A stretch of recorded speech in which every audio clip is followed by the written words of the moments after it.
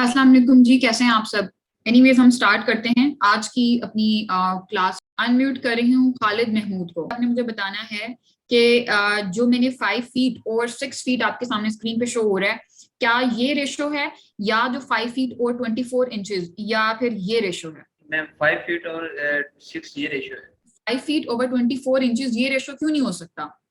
ये भी रेशियो ही है। ये भी रेशो ही है। कितने लोग Yes. जी इस बात से कितने लोग इस बात से एग्री करते हैं कि आपके पास ये दोनों रेशो ही हैं। कितने हैंड रेस करने हैं जस्ट। अच्छा, बहुत सारे स्टूडेंट्स कहते हैं कि दोनों रेशो ही हैं। देखें, रेशो तब होती है जब आपके पास, कुछ स्टूडेंट्स कह रहे हैं कि 5 फीट ओवर 6 फीट ये रेशो है, और बहुत सारे ये कह रहे हैं कि ये दोनों रेशो है। देखिए, रेशो आपके पास तब होती है जब दोनों यूनिट्स आपके पास क्या होते हैं, सेम होते हैं। बेसिकली उसको between same units, exactly between the same units जो है वो हम क्या कहते हैं कि जी ये रेशो है। सो रेशो की जो डेफिनेशन है वो जहां पे भी आप लोग अपनी काम को नोट कर रहे हैं उसको वहां पे मेंशन कर लें। बाकी लोग अपने माइक ऑफ कर लें प्लीज। आप यहाँ पे जो रेशो देखें कि ये आपके पास 5 फीट और 6 फीट ये रेशो है, तो रेशो को हम क्या कहते हैं कि division of the two numbers with the same unit. Division of two numbers with the same unit is called your ratio. अच्छा, अब आपके पास जी रेट क्या है, रेट को जरा देखते हैं।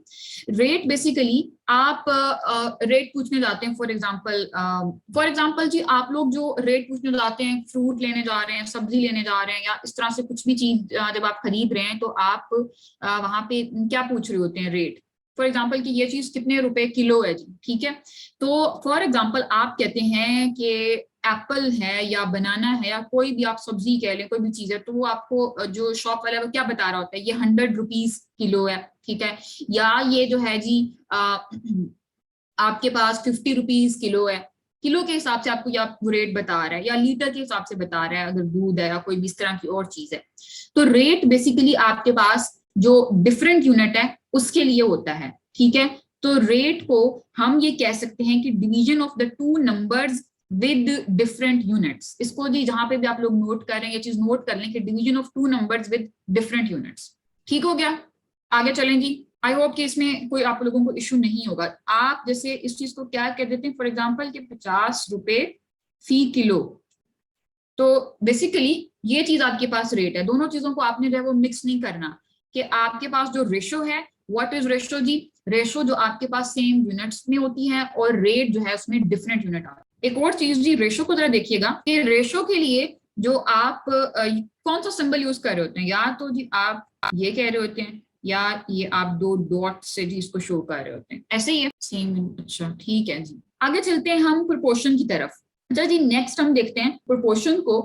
आप देखिए कि प्रोपोर्शन जो है बेसिकली वो क्या है। ये मैंने क्या किया, ये मैंने एक रेशो की साइन लगाया और ये दूसरी रेशो का लगाया, ठीक है। अब अगर मैं क्या कर रही हूँ जी कि इन साइंस को हम, इन 4 डॉट्स को अगर मिला देते हैं लाइक दिस। पहले आपके पास ये डॉट्स कुछ इस तरह से थे, अब हमने इनको मिला दिया। तो आप प्रोपोर्शन को किस तरह से डिफाइन कर सकते हैं कि equality of two ratios. Equality of two ratios आपके पास जी क्या है, A over B equal to C by D. मुझे कौन स्टूडेंट बताएगा कि ये इक्वल का जो साइन है यहाँ पे हम जो है वो कौन सा साइन लगा सकते हैं। लुबना आप बताएंगी। ये जो 4 डॉट्स हैं वो लगाएंगे इक्वल की जगह। ठीक है, मींस कि आप इसको प्रोपोर्शन कह सकते हैं। अगर मैं ए ओवर बी जो हमने यहाँ पे मेंशन किया हुआ है, ठीक है, A over B equal to C by D जो है, क्या मैं इस इक्वल की जगह पे जी ये आपकी जो प्रोपोर्शन है वो लगा सकती हूँ या नहीं। और इस ए ओवर बी को क्या हम ए रेशो बी लिख सकते हैं, और सी बाई डी को हम क्या सी रेशो डी लिख सकते हैं या नहीं। कितने लोग जी इस बात से एग्री करते हैं। परफेक्ट हो गया, ठीक है जी, हैंड अपने आप लोग अब बिलो कर लें। ओके, बहुत सारे लोग इस चीज से एग्री करते हैं। अच्छा जी, आगे देखिएगा, आपके पास क्वेश्चन है एक, ये आप लोगों को स्क्रीन आई होप के जी शेयर हो रही है। क्वेश्चन आपके पास है, express 4/9 to 1/3 in its lowest term, right. क्या क्वेश्चन है कि express 4/9 to 1/3 in its lowest term. एक चीज जी यहाँ पे अंडरस्टैंड कर लें कि लोएस्ट टर्म का जी क्या मतलब होता है। अगर आपके पास एग्जामिनर ने लोएस्ट का वर्ड यूज किया है तो अपनी साइड पे जहाँ पे भी आप चीजें नोट कर रहे हैं वहां पे ये चीज मेंशन कर लें कि लोएस्ट का मतलब होता है कि आपने क्या करना है, बेसिकली उसको डिवाइड करना है, ठीक है। अगर वो आपसे पूछ लेता है, सपोज अगर वो आपको लो का वर्ड यूज करता है, तब आपने जी क्या करना होता है, उसको माइनस करना होता है। I hope this is clear. अच्छा, अब हम देखते हैं कि express 4/9 to 1/3 units lowest term को हम किस तरह से जी लोएस्ट टर्म में, लोएस्ट का अगेन क्या मतलब है कि आपने उसकी डिवीजन करनी है, तो हम इसको क्या इस तरह से लिख सकते हैं कि 4/9 डिवाइडेड बाय 1/3। अच्छा, क्या हम इसको इस तरह से लिख सकते हैं 4/9 मल्टीप्लाई बाय 3/1, क्योंकि मैंने जस्ट साइन चेंज किया है तो मैंने इसको यहाँ पे रिवर्स कर दिया, ठीक है। तो क्या हम इसको इस तरह से लिख सकते हैं 12/9, और अब अगर मैं इसको सिंप्लीफाई करूं तो क्या हम इसको इस तरह से लिख सकते हैं 4/3। 3 के टेबल पे बेसिकली हमने इसको किया है। अच्छा जी, नेक्स्ट क्वेश्चन की तरफ हम मूव करते हैं। नेक्स्ट क्वेश्चन आपको शो हो रहा है स्क्रीन पे, जरा देखिएगा। What is the ratio between 3.5 and 7.5? Okay, so हम इसको किस तरह से जी लिख सकते हैं? बहुत ही सिंपल है कि आपके पास 3.5 एंड 7.5 की रेशियो क्या होगी। आप सब लोगों को पता है कि रेशियो के लिए हम साइन कौन सा यूज करते हैं जी? आपके पास ये साइन हम यूज करते हैं। तो क्या हम लिख सकते हैं कि 3.5 रेशियो 7.5? आई होप यहां तक कोई किसी को इशू नहीं होगा, ठीक है। आगे देखें, क्या आप इस जो पॉइंट को एंड करेंगे तो आप ऑब्वियसली इसको इस तरह से लिखेंगे 35/10, क्योंकि जस्ट हमने पॉइंट एंड किया है। और मैंने आपको स्टार्ट में बताया जी कि आपके पास रेशियो के लिए बेसिकली दो साइन आप यूज करते हैं, एक डिवाइड का और दूसरा जी आपके पास ये आप इसको 2 डॉट से एक्सप्रेस करते हैं, ठीक हो गया। नेक्स्ट क्वेश्चन आपके पास क्या है जी? If 20 men can construct a, सबसे पहले आपके पास कोई रीड करना चाहता है क्वेश्चन? खालिद महमूद आप करेंगे?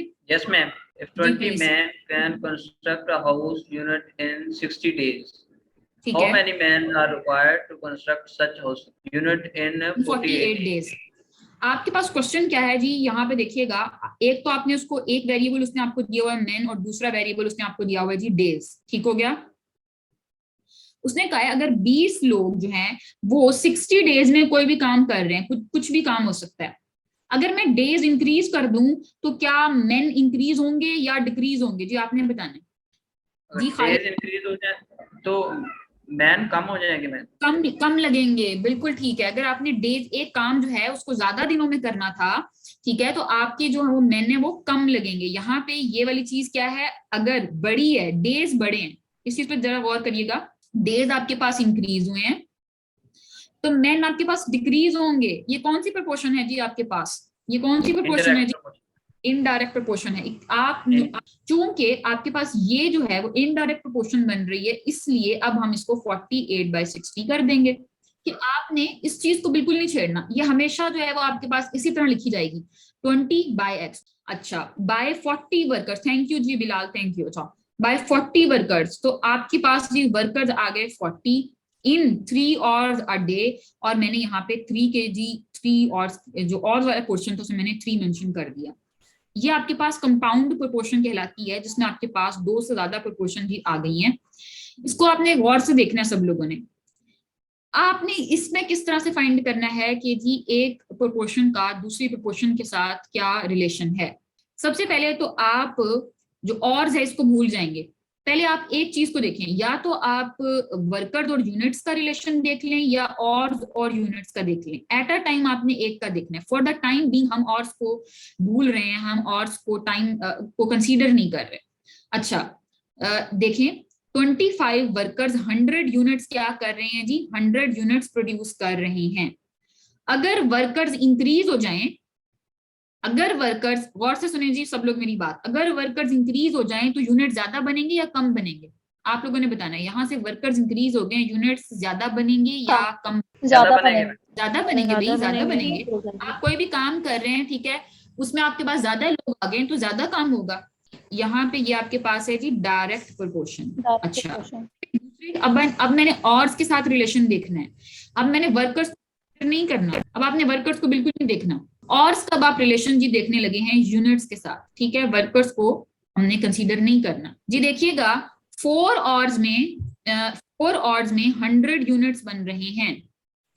3 hours में कितने यूनिट्स बनेंगे? मैंने टाइम जो है वो कम कर दिया है, मैंने टाइम कम कर दिया है। यूनिट्स भी ऑब्वियस बनेंगे, कम बनेंगे। ये वाली आपके पास जो वेरिएबल है ये डिक्रीज हुई है, कम हुई है। अगेन ये डायरेक्ट प्रोपोर्शन है, ठीक हो गया।